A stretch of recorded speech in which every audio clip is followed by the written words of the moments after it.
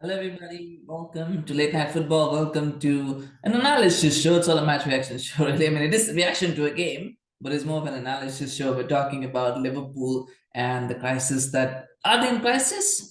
Is it a blip? Is it something more concerning? And that's kind of what we're going to try to dissect in this quick episode that we've got here for you today. And let's get straight into it. And one of the first things that I do want to talk about, of course, is. Um, were Liverpool really that good last season? I mean, that's a question that you asked. I mean, they came so close to a quadruple, but were they that good? Because when you look at that, now here's the thing: Manchester City have very easy draws in the cups. Right? They generally have very easy draws in the cups. But even they would have looked at Liverpool's run to the Champions League, and they would have been enviously looking at that. They would have been jealous of that one. That's how easy it was. Because they got Inter Milan. Okay, fine. It's slightly tricky, but not something that you expect Liverpool to kind of struggle with, and they did struggle with it, but you don't expect them to struggle with that kind of draw. Then Benfica again, they struggle a little bit there, but that's a draw you'd expect, and then Villarreal as well. I mean, so they're very as far as Champions League runs to the final go, I don't think you can get much easier than that, and that was what it was. So were they really that good? And they were troubled in all three games. By the way, they were troubled in all three games. They lost to Inter Milan. Benfica kind of pegged them back a little bit. Villarreal pegged them back a little bit. So were they really that good last season? I think they overachieved. I think it's fair to say that they overachieved in many ways. I mean, even the two cup finals that they went to, they kind of they needed penalties to win both of them. They didn't score a single goal in any of the three finals that they played in. So I mean, you consider how easily City swept aside Chelsea in the league. You kind of get an idea of the gulf in class. I don't think City were 1 point better than Liverpool. I think they were easily 5, 6, 7, maybe even 8 points better. The reality is that City, as I always say, is their own hubris and their own complacency that puts them in positions where they make it difficult for themselves with their own complacency. I think is what I'm trying to get at, and that's what happened even in the league. They did it. They bottled it in the Champions League, and they very nearly bottled it in the league as well. But they kind of found a way through. But that's Liverpool. We're talking about Liverpool. And I think the reality is that I don't think they were as good as they were made out to be last season. I don't think so. But this season, a lot of the smaller deficiencies from last season have kind of been laid bare. Like we've seen, and the problem now is that there was no refreshment of the squad. No major refreshment of the squad in the summer. I mean, losing Mane is a big issue. It's a funny thing. It's a big issue. And I think it was for Liverpool as well. Darwin Nunez coming in, I don't think he's settled in. From his comments, I think he could very well turn out to be another Lukaku, a player who just doesn't settle and who the manager and player ultimately don't get along, and one of them has to leave. I think he could very well end up being like that again because he just seems so. He scores goals, but he just looks so out of sync with the others. That it's for me that's a problem. I'm not saying that's going to happen. I think I hope for him that he can pull through and he can have a successful career. But at the moment, it's looking very difficult on how to integrate him in the squad. There's a good article in the Guardian as well that bringing Nunez in and bringing Diaz in has made Salah a little bit redundant. Has made him a little bit he's not being able to play to his strengths. And it was interesting tactical analysis and actually makes sense when you think about it because the beauty of Firmino was that he was not, even though he didn't score goals, what he would often do is he would often make Liverpool's 4-3-3 look like a 4-3-1-2 because he would drop in deep and that would allow Salah and Mane to kind of cut inside and then get and score goals. As soon as they brought in Diaz, they had to switch Mane to the striker position. Of course, he played very well, but the Mane got a lot of goals in that striker position, but it just meant with Diaz being direct as well and Mane being direct as well, you've got Salah who's kind of have to now think, well, can I also load into the box or should I stay wide? It's created that confusion in his mind.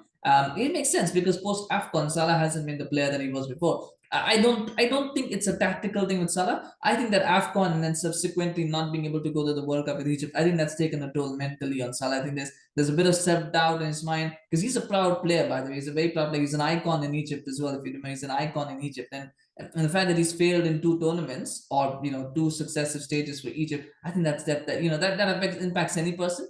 I think it's going to and it's impacting him as well. And the fact that well, am I self doubt creeps in, things creep in. Not to mention he's got a new contract as well with Liverpool. That sometimes brings a bit of it does tend to. I'm not saying that players kind of it doesn't happen or it happens organically. It's not if suddenly goes I've got a new contract now I can relax. It's not about that. I think just when you get that new contract, there's a sort of sense of comfort that happens, and it happens in all jobs, by the way, not just football. It happens in every job. You get a little bit of sense of comfort, you get a bit comfortable in your position, and then when you've had that little bit of a mental pressure as well, it just kind of force just mentally and physically kind of just makes you take it a bit easier than you otherwise would. And that little bit of drop off in professional football can be a massive consequential thing. So I think that's where Salah is at mentally. I think more than physically, more than tactically, I think it's a mental thing with Salah right now. And that's a big concern, even bigger than anything else. That's a big concern because they need him fit and fighting. He's still their talisman, still their most critical player. And without him, they are struggling. Even though they do score goals, I think they are struggling without him just that little bit more. Because the knock-on effect of Salah not playing well is that it means that the opposition fullback, has more opportunity to go. I don't need, like I don't need your support as the winger. Like I can tell my winger that what, I don't need as much support because Salah is not in form. So I think I can take him. And that means the winger goes a little bit forward and he pushes Trent Alexander-Arnold back. And that is Trent Alexander-Arnold, as we know, doesn't like to go back. So, then that creates another problem as well for Trent Alexander-Arnold. And he is a big problem for Liverpool, whether anybody wants to admit it or not. I think that's a massive thing for Klopp to figure out. And that's the thing with the whole defense. Actually, that becomes a problem because for a long time, Alexander-Arnold, and I always thought Alexander-Arnold was a bit overrated because every time people talked about him being a generational talent. I mean, imagine how many English players are called generational talents, right? It's a remarkable thing that how England have not won a major trophy for more than 50 years, yet they produce so many generational talents. It's just remarkable. I wonder how many other countries can say that. But anyway, he was a generational talent. But every time they talked about the generational talent, it was always about how many crosses he puts in, how many assists he gets, how many free kicks he scores, how many goals he gets. Those are not traits that define a fullback. Yes, I know the game has changed. Yes, it's more attacking, more fluid. But at some point, you've got to also look at defensive numbers. It doesn't mean, I mean, you don't need a Van Bissaka, but you do need something in between. You don't need what Trent Alexander-Arnold was, and you don't need what Van Bissaka was. You need somewhere in between. Like a Cancelo, basically, is probably the ideal fullback. Somebody who can do both roles very well. And Trent Alexander-Arnold was never that player. But what he had was he had a world-class CDM in Fabinho who could cover for him. He had a world-class box-to-box, or not a world-class, but definitely a top-class box-to-box player in Henderson who could cover for him. He had a very good centre half in Van Dijk, again world-class centre half who could cover for him. So he had three players who could cover for him. So he could do all those things that he was doing and all those numbers up.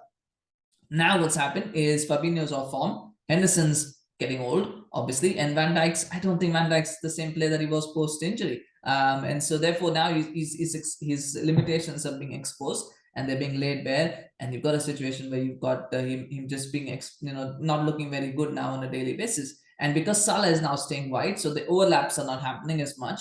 And because of that, he's not able to get his crossing and his other numbers up either. So he's kind of suffering on two fronts. And I'm not sure what the answer is tactically at the moment, but that's a big problem as well for them to deal with. And it goes across the defense, doesn't it? We talk about we talk about age being a factor, and it is a factor. I think a lot of players, and I said this about United last season as well, I think a lot of players have just gotten comfortable in their positions. You talk about Van Dijk, if he's playing badly, who's his replacement? There's no one. I mean, Joe Gomez for me has been just as bad in the centre position. We saw how badly he did against United. If you can manage to be bad against Manchester United as a defender, you know there are serious problems, in your game. So I mean, Joe Gomez was really bad. I mean, Konate has been injured in and out of the side. Matip, yeah, somebody's got to play alongside. You got to have two centre half backs. So even if Matip is okay, you still need someone to play alongside him. So there are issues there. I think they need a little bit more depth at centre back, and in fact, not for full back positions. I think they need a little bit of depth. I don't think Tsimikas is at the level that Andy Robertson was at his peak.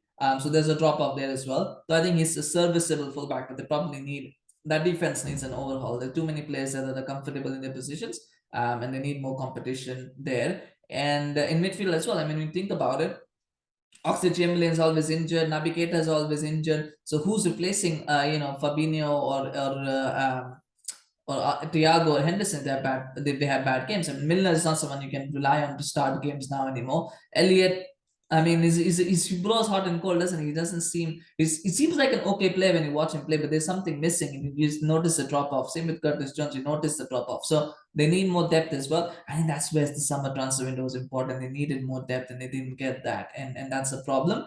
I think Luis Diaz for me, he's been the standout for Liverpool. But the question I think some people ask is he the player who's actually disrupted Liverpool? I don't think he has. I think he's been. I think when he came in, I think he gave Liverpool something different because he was someone who was direct. He wasn't someone who needed, someone who could just run with the ball, which is something they needed. By the way, they didn't have players who could break through sometimes I don't know if I'm trying to explain this clearly, but I think with Luis Diaz, what it was he had that X factor, which is something that you didn't get with Mane and Salah. Mane and Salah, they were very good at what they did, but they were also sometimes very predictable. So against better teams, sometimes they could be nullified. But Luis Diaz, you look at him and he's almost like always. He knows what he wants to do. He has his angle spot on. He knows how to utilize his strengths.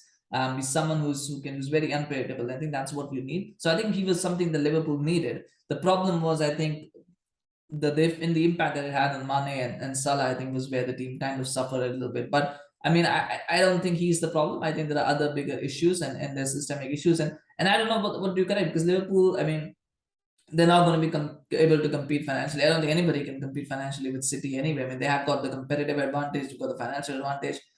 So it's very hard for anyone to do that. So the question is, how do they rebuild? Can Klopp rebuild? I mean, certain managers are good at building one team and then they can't build a second. Can Klopp do that? I think it's harsh to say that he can't. I think he can. I think he just needs a little bit of time. He just needs a little bit of support. I mean, the answers are out there.